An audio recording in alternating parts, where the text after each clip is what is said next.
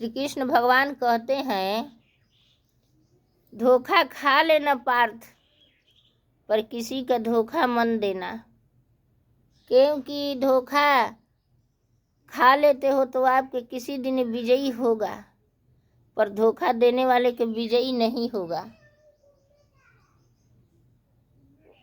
बहुत बड़ा फेरा में पड़ेगा धोखा देने वाला। श्री कृष्ण गोविंद हरे मुरारी, हे नाथ नारायण वासुदेव।